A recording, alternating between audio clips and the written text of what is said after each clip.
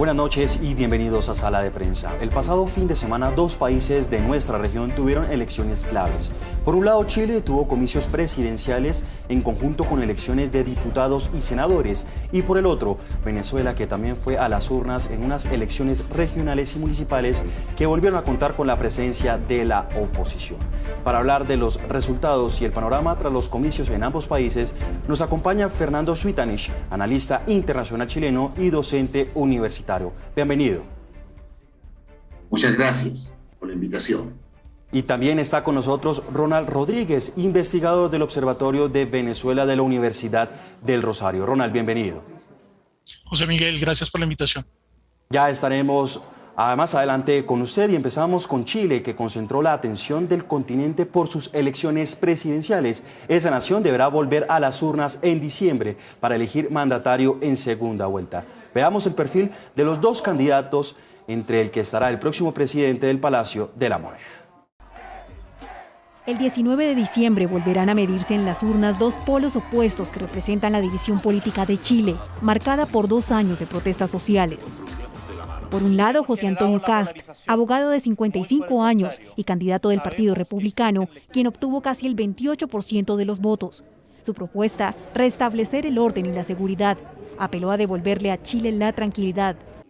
La única candidatura presidencial que va a recuperar la paz, la única candidatura presidencial que es alternativa para enfrentar a los delincuentes y a los narcotraficantes, y la única opción que le pondrá fin al terrorismo es la que nosotros representamos. No hay otra. Del otro lado, el izquierdista Gabriel Boric, de 35 años, una propuesta joven, ex líder estudiantil y candidato de la coalición Apruebo Dignidad, consiguió el segundo puesto con un poco más del 25%. Se identifica con la protesta social de octubre de 2019 en contra de la desigualdad y en busca de un nuevo modelo de país. La decisión que enfrentaremos el 19 de diciembre es una sola.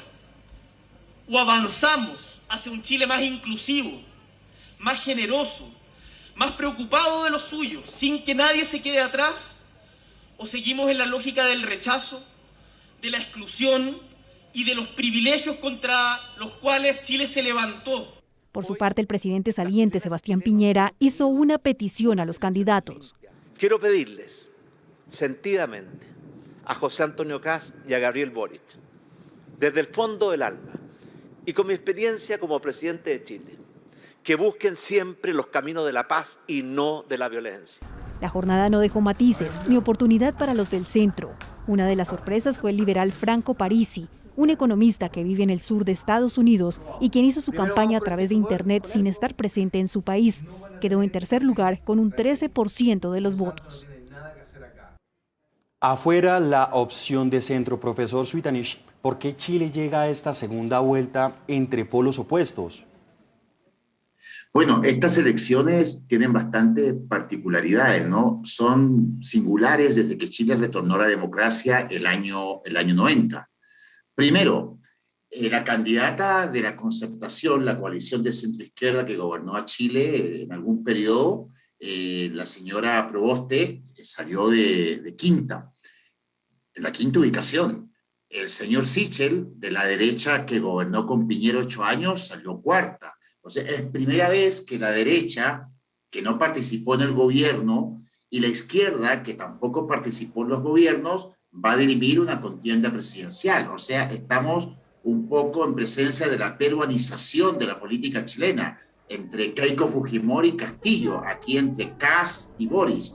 Como les digo, estos grupos no hacían parte de los grupos que tradicionalmente gobernaron Chile, la derecha y la izquierda, pero eran derechas e izquierdas moderadas que llegaban a acuerdos. Lo preocupante es que en caso de que gane uno y otro, no veo factible la llegada a acuerdos, porque los planes de uno y de otro están en las antípodas ideológicas. Fernando, hace un par de días hablábamos del estallido social, de las movilizaciones que se estaban dando en Chile, donde se presentaron abusos por parte de las autoridades, pero también actos de vandalismo. ¿Usted cree que estas protestas sociales radicalizaron el voto popular? Bueno, primero hay que entender que estas protestas sociales, la gente podría entender en el extranjero que eran contra el gobierno de Piñera. Sí y no. Era contra el sistema en realidad. Era contra el sistema porque ustedes saben que en el retorno a la democracia en Chile se han alternado en el poder la concertación de centro izquierda y la derecha, y la gente se rebeló no contra el gobierno de Piñera, sino contra el sistema político en general. Este sistema político ha gobernado la derecha, ha gobernado la izquierda. Chile presenta unos números macroeconómicos extraordinarios en la región, pero eso no le está llegando a todos los chilenos, por lo que la gente se manifestó. No era una manifestación en contra de un grupo en general, sino era contra todo el ente político. Y esto quizás se expresa en que los dos candidatos que llegaron al 19 de diciembre como opciones presidenciales no representan ni a la concertación de centro-izquierda que gobernó durante mucho tiempo, ni tampoco representa a la derecha que gobernaba con Piñera. Cabe hacer notar que el gobierno de Piñera estaba muy desprestigiado, tiene una aprobación menos del 10%, se vio involucrado en unas inversiones mineras bastante oscuras, salió libre de todo por la mayoría que tenía en el Senado, pero el gobierno ha sido bastante cuestionado por los manejos empresariales de Piñera y también por el manejo que tuvo este gobierno de las manifestaciones. No solamente hubo manifestaciones violentas por parte de los protestantes, sino que también hubo una fuerte represión por parte de las fuerzas del Estado. Y todo eso fue sumando, y como yo le digo, el desprestigio de la política tradicional. La derecha que gobernó termina cuarta, y la centroizquierda que gobernó termina quinta. Entonces estamos en presencia de un cóctel bastante explosivo que hace que estemos bastante nerviosos frente al futuro del país que en algún momento se mostró como el ejemplo de la estabilidad, el ejemplo del progreso, y vemos que eso se está deteriorando bastante. Fernando, pues hablemos de los resultados porque fue muy balanceado, de 28 frente a 25. Cualquiera puede ganar. Claro, cualquiera puede ganar. Ahora hay que ver los apoyos, ¿no? Aquí se presentó un hecho bastante extraño. El tercer candidato en votos, Franco Parisi, fíjate tú, nunca estuvo en Chile, no participó en ningún debate. Estaba en Alabama, nunca pisó suelo chileno y nadie se explica cómo diablos salió tercero. Esto lo deja muy bien puesto si alguna vez decide presentarse de nuevo, ¿no? Y nadie sabe los votos de Parisi a dónde van a ir a parar. Los votos de Sichel, que sería el candidato del gobierno de derecha de Piñera, uno pensaría que van a parar donde Kast, pero la política no es tan matemática, ¿no? Yo no estaría tan seguro que todos los votos de Sichel fueran a parar a Kast, o sea, no es sumar y dar los votos finales del 19 de diciembre. Y por parte de Boris, los votos de la senadora Proboste, yo no creo que vayan todos a Boris, porque hay mucha gente de la democracia cristiana que no simpatiza para nada con el Partido Comunista, que apoya a Boris, y además las posturas del señor Boris son bastante rupturistas con el modelo institucional, y en la escala valórica hay mucha gente de la democracia cristiana que está más cerca del discurso de Kast en cuanto al matrimonio entre personas del mismo sexo, no tanta permisividad con los temas del aborto, así que yo no estaría tan convencido de empezar a sumar los votos de centro-izquierda para Boris y los votos de los candidatos afines a la derecha, en este caso Sichel, para Kast. Usted sabe que en política no es tan sencillo y no es tan fácil, por lo que no me atrevería a decir realmente quién va a ganar el 19 de diciembre, porque pues no sé a quién le van a endosar los votos. El candidato Sichel del gobierno de Piñera ha dicho que tiene que hablar largo y tendido con Kast. Y la senadora Proboste ha dicho que jamás votaría por Kast, pero tampoco ha dicho que votará fervientemente por Boric. Fernando, hablemos de los planes de gobierno, las propuestas de los dos candidatos que llegan a esta segunda vuelta. Empecemos con José Antonio Kast. Bueno, José Antonio Kast es un defensor de la obra del régimen militar, aunque sabe que eso le resta votos, pues lo ha dicho antes, ¿no?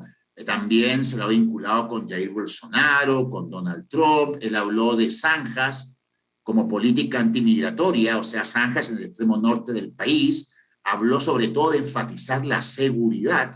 En el plano económico es bastante liberal, pero en el plano moral es bastante conservador.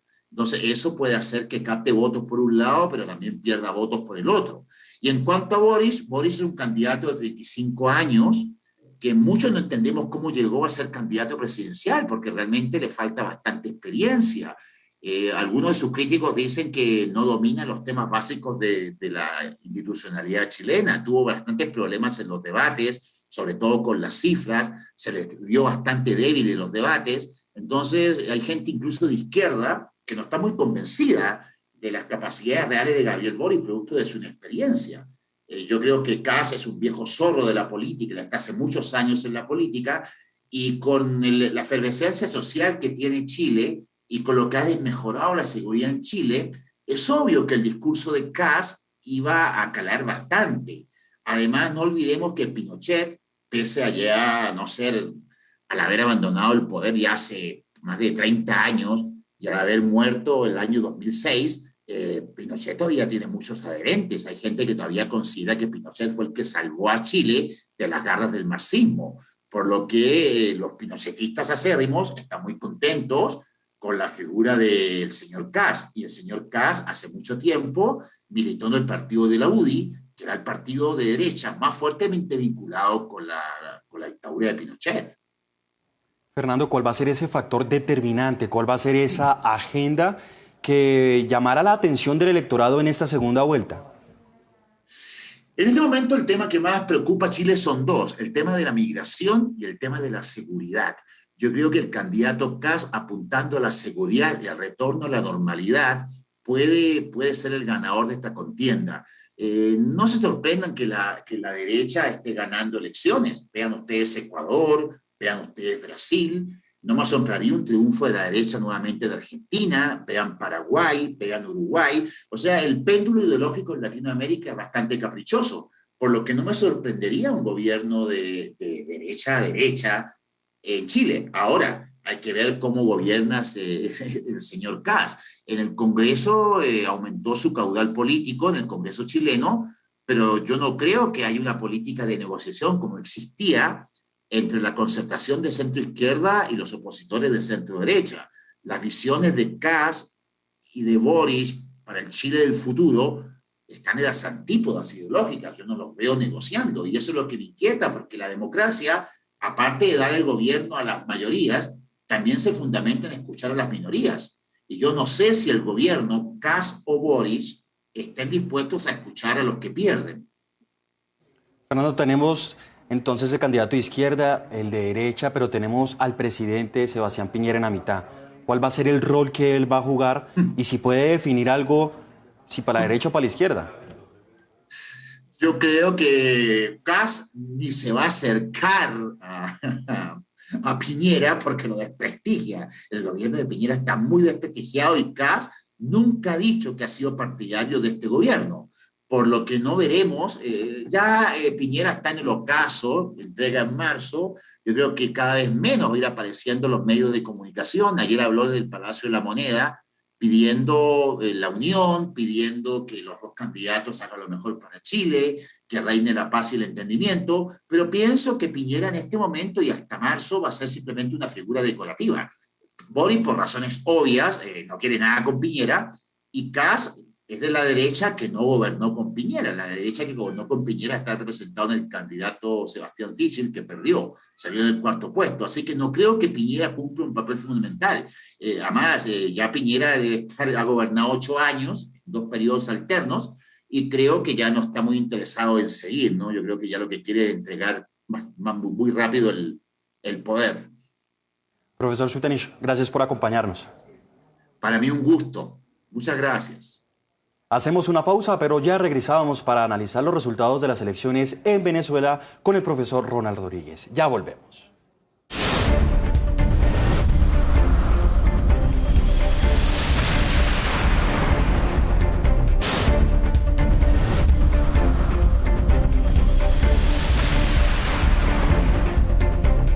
Gracias por continuar con nosotros. Seguimos en Sala de Prensa. Ya hablamos de las contiendas electorales en Chile, pero la otra noticia en materia electoral en el continente estuvo en Venezuela, en donde el chavismo obtuvo el triunfo en la mayoría de las gobernaciones. Los comicios registraron la abstención más alta de los últimos 20 años. Veamos el informe. El Consejo Nacional Electoral anunció el triunfo del Partido Socialista, que se alza con 20 gobernaciones, de las cuales 2 de ellas aún faltan votos por sumar, y el resultado es muy cerrado. 3 gobernaciones quedan en manos de la oposición, un mapa que no arroja sorpresas para los analistas. El país sigue mostrando que es un país opositor, pero que no es capaz de articularse para poder convertirlo en éxitos electorales concretos. El resultado no es debido a las condiciones inadecuadas, sino debido a la abstención y a la división opositora. El opositor Manuel Rosales se convirtió en el gobernador con más votos en esta elección. Nueva Esparta y Cojedes también quedaron en manos opositoras y aún está por definirse el ganador en Apure y Barinas. No existe el PSUV, hoy lo digo. Vacíos los centros de votación. Y eso es un llamado a la alternativa democrática, por supuesto, pero también a esa dictadura. El chavismo, según Datanalysis, obtuvo apenas 3 millones de votos y se hizo con la mayoría por la división opositora y la abstención. El mandatario Nicolás Maduro celebró el triunfo y envió un mensaje a los gobernadores disidentes. Le tiendo mi mano a los gobernadores electos de la oposición para reunirnos, hacer planes conjuntos y apoyar a los estados que ellos el día de hoy han sido nominados, postulados y electos como gobernadores de dichos estados. Y este martes la Unión Europea presentará su primer boletín acerca de la observación del proceso electoral, que dejó como saldo un fallecido en el estado Zulia, luego que motorizados armados dispararan frente a un centro electoral. En Caracas, Venezuela, Beatriz Adrián, Noticias Caracol. Y precisamente para ampliar este tema, saludamos nuevamente a Ronald Rodríguez. Profesor, bienvenido a Sala de Prensa, y empiezo preguntándole: al menos 20 gobernaciones en manos del chavismo. ¿Lo sorprendió el resultado? ¿Estaba dentro de los cálculos? Gracias por la invitación, José Miguel. Bueno, cuando uno termina un proceso electoral suele decir la frase de cajón: ganó la democracia. En el caso venezolano, esta frase de cajón no tiene lugar. Venezuela es un país que tiene un proceso democrático seriamente lesionado, y las elecciones han sido uno de los espacios que más lesionados se encuentra, incluso desde el 2017, cuando en la anterior elección local, tanto de gobernadores como después en las de alcaldes, se hizo un proceso que se invalidó o se le quitó la esencia a la elección. De nada servía que la gente votara por un candidato y que ese candidato resultara electo, porque si resultaba electo, el chavismo nombraba un protector que vaciaba de poder al gobernador y que simplemente se le transferían todas las funciones de gobernador independientemente de la decisión popular. O si ese candidato, como fue en el caso de Zulia con Juan Pablo Guanipa, se me escapaba el nombre, el apellido, cuando Juan Pablo Guanipa, que no se juramentó ante la Asamblea Nacional Constituyente y simplemente se desconoció esa elección y se volvió a hacer una elección posteriormente. Para esta elección llama la atención que los sectores opositores hayan decidido participar, y hay algunos resultados que, sin lugar a duda, no son victorias, pero que sí ponen a pensar tanto al chavismo, que a pesar de tener toda la ventaja no logra concretar un triunfo. Digamos que su extorsión electoral ya no está funcionando, pero también llaman la atención de la oposición, porque hay nuevos liderazgos de la oposición que vienen desde las bases, que se han venido construyendo ante la ausencia del G4, estos 4 grandes partidos políticos en Venezuela, y empiezan a tener un protagonismo importante. Sin lugar a dudas es una elección donde no se elige, donde se reafirma la dictadura, pero ya se empiezan a dar cambios, y estos cambios no son menores. Recordemos que en el pasado la oposición inició un proceso similar en el 2010, cuando después de haber ganado la mayoría del voto popular, no logra convertir esos votos en escaños, pero empieza una construcción de poder político en las regiones que le va a permitir en el 2015, 5 años después, poder conquistar la Asamblea Nacional. Obviamente, la situación de Venezuela es una situación crítica y no sabemos si la población estará dispuesta a esperar otros 4 años hasta cuando tengamos las próximas elecciones locales en Venezuela para esperar ese cambio o esa transformación en la política local venezolana. Profesor, pero ¿podemos hablar de una derrota o de una victoria de la oposición? Pues hablando de ese panorama que usted nos ha comentado, de que bueno, hubo participación, una importante participación de la oposición, pero no como se esperaba, y les tocará, pues valga la redundancia, esperar otros 4 años para poder tener más participación política en Venezuela? Pues bueno, en terreno local, porque tenemos también las elecciones presidenciales y las elecciones de Asamblea Nacional. En el terreno local llama muchísimo la atención porque la elección local en Venezuela históricamente ha tenido una alta abstención. Venezuela tuvo elecciones locales a finales de los años 80, un poco parecido al proceso colombiano, donde se amplía la democracia y se permite la elección de alcaldes y gobernadores, en el caso venezolano, con la Constitución de 1999. La idea de un Estado federal es que tengan mayor autonomía, es decir, menos concentración de poder como es en el caso colombiano, pero paradójicamente en el caso venezolano, a pesar de ser un Estado federal, el chavismo ha recogido y ha concentrado más el poder. En este tipo de elección se esperaba, digamos, una abstención, era predecible, de hecho históricamente, incluso antes del chavismo, ya se venía viviendo un proceso de abstención importante en estas elecciones. No obstante, pues llama la atención que la oposición ya no es la oposición, sino que se puede hablar de las oposiciones. Y por eso hacía énfasis en que han aparecido nuevas fuerzas. A mí me llama poderosamente la atención lo que hizo Fuerza Vecinal, que es un partido político que decidió participar en 2017 y que en 2017 logró unas pequeñas alcaldías, logró un reconocimiento, pero la gente, los sectores opositores sienten que ellos están participando, que son su camino para resolver algunas de sus demandas.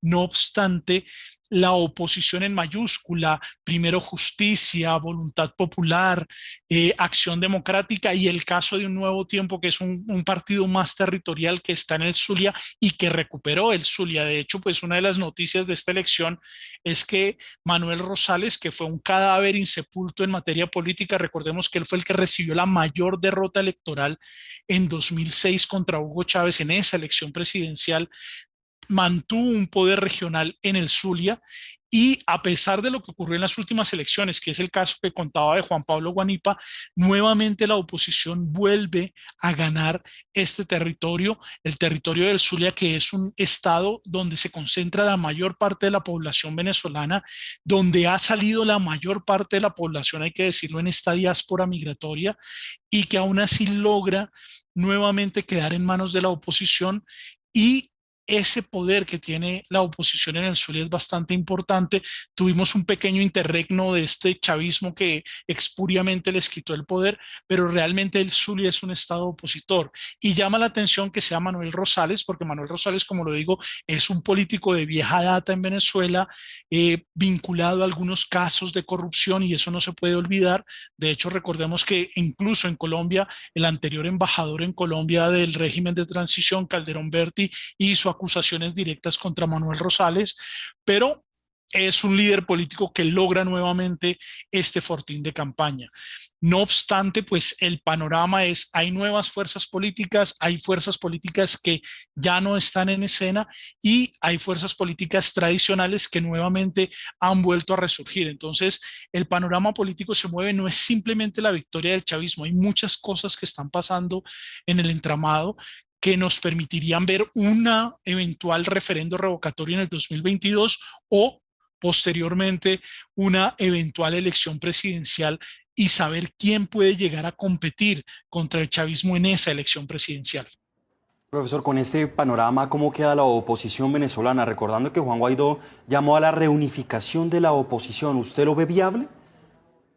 No, realmente la oposición está dividida, está fragmentada y ahora más que nunca. De hecho, estas elecciones fue como una especie de primarias, así lo consideraba la profesora Colette Capriles y el profesor Carlos Romero. Yo me sumo a esa visión. Es un reacomodamiento de quiénes son la oposición. Sabemos que hay una oposición que no ve en la salida electoral la transformación de Venezuela. Esa es la oposición radical, la oposición de María Corina Machado y en parte la de Leopoldo López y Juan Gerardo Guaidó, que a pesar de no llamar a votar en estas elecciones, tenían candidato. Por ejemplo, en Barinas tenían un candidato que era de Voluntad Popular, que todavía está en discusión si ganó o perdió. Todo parece indicar hasta el momento que perdió, pero el margen es muy estrecho, que además era un candidato que en Colombia se hizo famoso porque tuvo una escena en la cual falleció un primo en una cuestión de drogas, prostitutas en la ciudad de Cúcuta, pero que era el candidato de Voluntad Popular en este estado. Hay otra oposición que es la oposición que está dentro de Venezuela, la oposición de Primero Justicia, que compite paralelamente con la de Fuerza Vecinal. Las dos creen que el camino es el camino electoral, pero por ejemplo, el caso de Miranda es una prueba fehaciente de que no pudieron llegar a un acuerdo. Oscar Is, que era el candidato de Primero Justicia, se retira, no obstante lo hace tan encima que modificar el padrón para que pudiesen votar por Uzcategui no se logra hacer y Uzcategui pierde ante Héctor Rodríguez por este estado, básicamente porque no se pudo hacer la transferencia de los votos porque la mayoría de los electores no sabía cómo hacer para votar en la gobernación por Uzcategui, pero mantener sus votos en las alcaldías por Primero Justicia, y esa confusión hace que que era uno de los centros electorales más importantes en contienda, porque estaban Primero Justicia, porque ha sido el estado donde gobernó Capriles, el líder de este partido, hoy está en manos nuevamente del gobierno y del fin del gobierno, de uno de los que algunos consideran podría llegar a ser el sucesor de Nicolás Maduro, por ser el único chavista que no está tan involucrado en cosas de corrupción, por ser un chavista que no está en las listas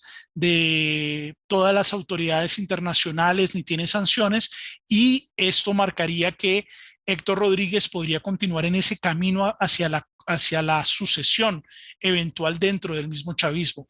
Y el caso lamentable de Juan Pablo Guanipa, de Tomás Guanipa, el hermano.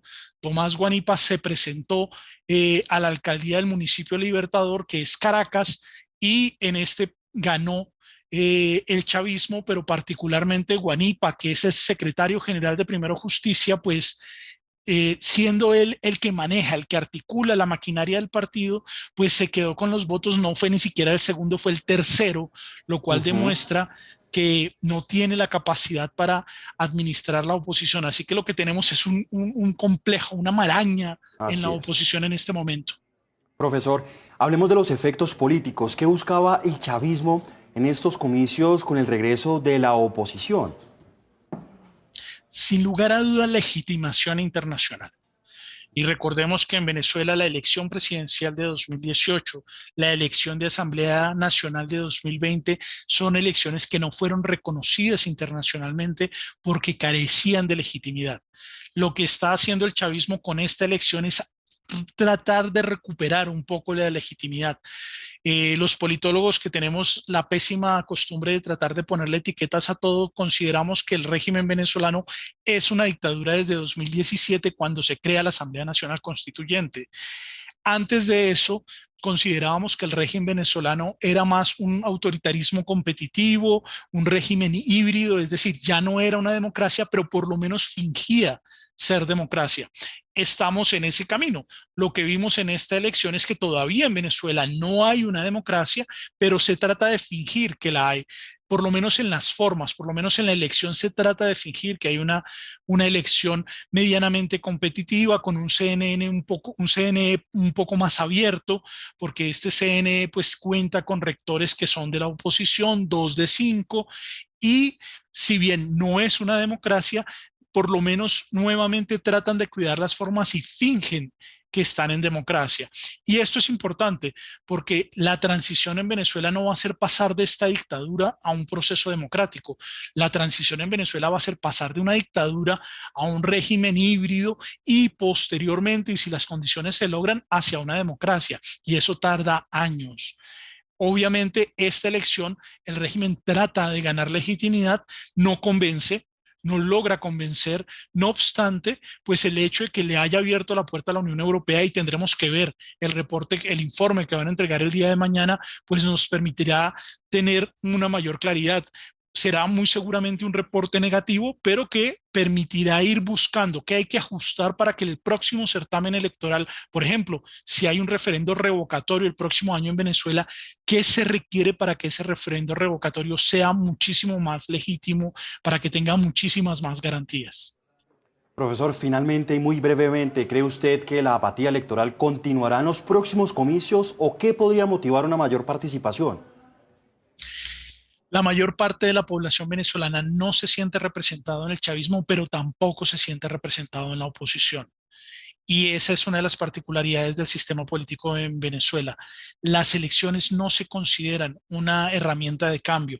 Hoy la oposición tiene que empezar a trabajar en construir esa confianza nuevamente en sus bases políticas si quiere algún día salir del régimen dictatorial de Nicolás Maduro por vía electoral. Profesor Ronald Rodríguez, muchas gracias por acompañarnos. José Miguel, gracias por la invitación. Y hasta aquí Sala de Prensa. Sigan conectados con nosotros en Noticias Caracol Ahora con Signo Pesos. Una feliz noche.